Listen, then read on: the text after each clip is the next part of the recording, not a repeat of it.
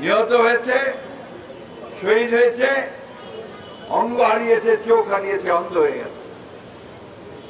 এই যে এত ত্যাগ, এই যে প্রায় 2000-এর উপরে আমরা মানুষ হারালাম, ছেলে হারালাম, তরুণকে হারালাম, এই যে আমরা প্রায় 30,000-এর বেশি অধিক আমাদের নেতা কর্মীরা অন্ধ হলো, পঙ্গু হলো, তার একটাই তো লক্ষ্যটা হচ্ছে যে ফ্যাসিস্ট হাসিনাকে বিদায় করে এই বাংলাদেশে একটা গণতান্ত্রিক রাষ্ট্র ব্যবস্থা প্রতিষ্ঠা করা, তাই না?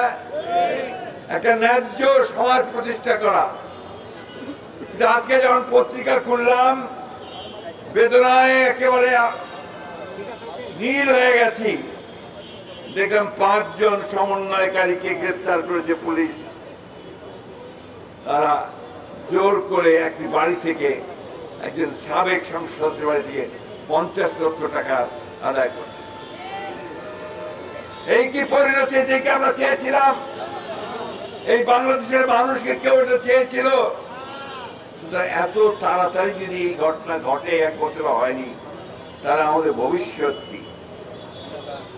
প্রিয় সহকর্মী যোদ্ধা, এই কথাগুলো এই জন্য বলছি যে গোটা বাংলাদেশ তোমাদের দিকে চেয়ে আছে।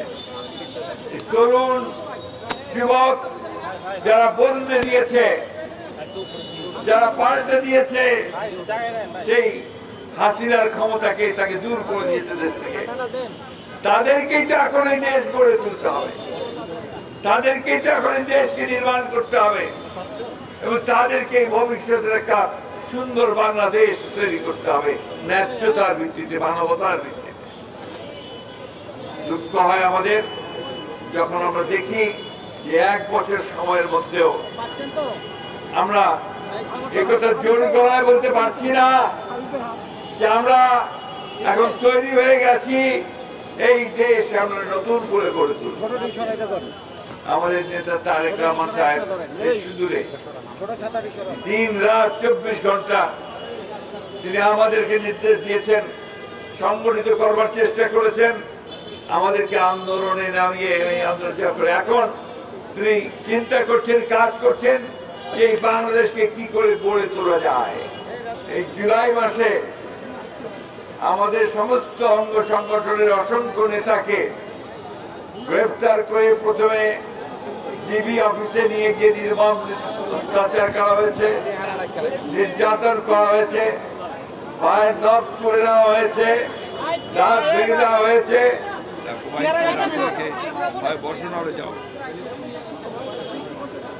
তোলা হয়েছে, কিন্তু কেউই একবারের জন্য আত্মসমর্পণ করেনি।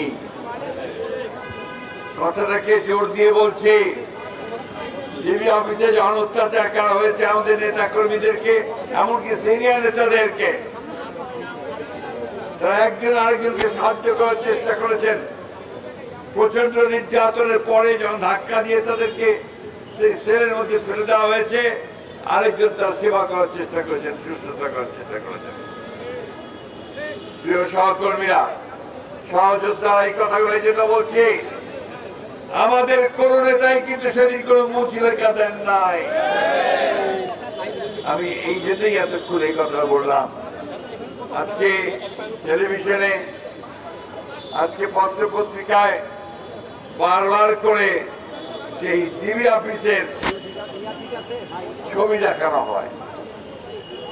আমাদের যে নির্যাতিত নেতা কর্মীরা, যাদের নখ তুলে নেওয়া হয়েছিল, হাত ভেঙে দেওয়া হয়েছিল, ঝুড়িয়ে পিটিয়ে মারা হয়েছিল, এমনকি আমাদের সিনিয়র লিডার টুকু সাহেবকে পর্যন্ত সেদিন ছাড় দেওয়া হয় নাই। আমাদের সাংবাদিক ভাইরা তো তাদের ছবি চাবে না,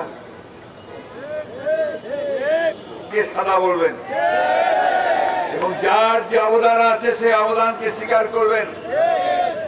আমরা কেউ এই মুচিলেখা দেয়নি, কোন অত্যাচারের মুখে দেয়নি।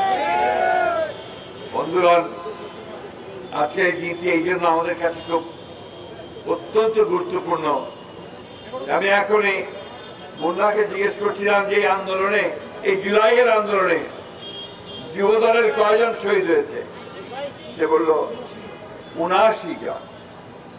ছাত্র দলের তার কয়েকদিন আগে প্রোগ্রাম করেছে, ছাত্র দলের 142 জন গোটা বাংলাদেশ সেদিন নেমে এসেছিল।